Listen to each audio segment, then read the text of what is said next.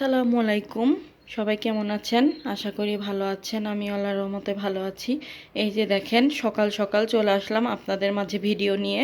এখানে হচ্ছে ডিম দিয়ে নুডলস রান্না করা হয়েছে বাচ্চার জন্য, আর অবশ্যই আমিও খাবো। আর এই যে সাথে আছে চা। তো চা আর নুডলস সকালে নাস্তা করে নিব। আর এই যে সকালেই বের করে রাখলাম, এটা হচ্ছে খাসির মাংস। তো গরুর মাংস তো ঈদের পরেও খাওয়া হয়েছে, ঈদের দিনও খাওয়া হয়েছে। তো ভাবলাম বেশি দিন খাসির মাংস কিন্তু ফ্রিজে একদম ভালো থাকে না, বের করে ফেললাম। এটা হচ্ছে ভুনা করব আজকে। আর এই তো নুডলস রান্না করছি, এই যে নোংরা হয়ে আছে সব কিছু। খাসির মাংস ভুনা করে ফেললাম, তারপরে তো ডাল, সেটা তো দেখেছেন। তার সাথে এই যে ভর্তাও বানিয়েছি।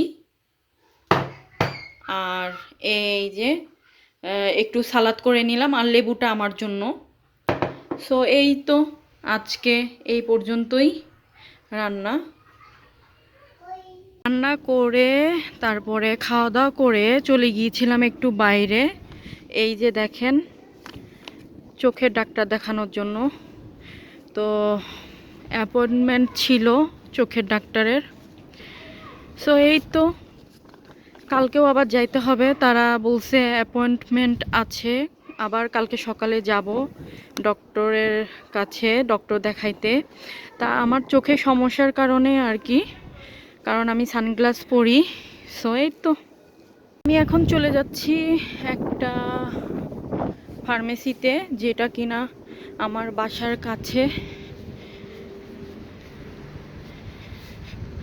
প্রেসক্রিপশন দিয়েছে, তো দেখি চোখের ডরব দিয়েছে, নিয়ে আসতে যাব। যে বাসার নিচে দাঁড়িয়ে আছি, এই মাত্র ফার্মেসি থেকে আসলাম। দেখেন, এটা কিন্তু চোখের একটা ড্রপ। তো এই ড্রপটা কিনতে লেগেছে কত সেটা আপনাদের একটু দেখাই। আমি 20 ইউরোর নোট দিছি, তো তারা আমাকে এই যে দেখেন 5 ইউরো কয়েকটা কয়েন, এটা 2 2 4 ইউরো আর 10 সেন্টিম।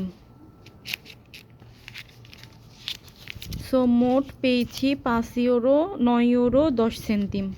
তাহলে কত লাগলো আপনারা বুঝতেই পারছেন।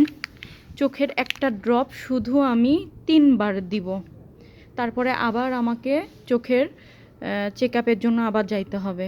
বিদেশ লাইফটা দেখছেন, চোখের কত মর্ম আমরা বুঝি না কোনো কিছু, আমাদের বোঝা উচিত। রাখছিলাম দুপুরে, তো এখন তো বিকাল হয়ে গেছে। ব্লেন্ড করে নিলাম, একটু চাপটি বানাবো, পেঁয়াজ মরিচ কেটে নিব, ধনিয়া পাতা নেই। তো যাই হোক, বিকালে নাস্তা তৈরি করে নিলাম, এখনও আরও হচ্ছে ওইদিকে। আর এদিকে আমি চা বানিয়ে নিচ্ছি। তো যাই হোক, এই যে চাপটি বানিয়ে নিলাম, আর মাংস নিয়েছি একটু, আর ডাল নিয়েছি, রাতের খাবার এইটাই।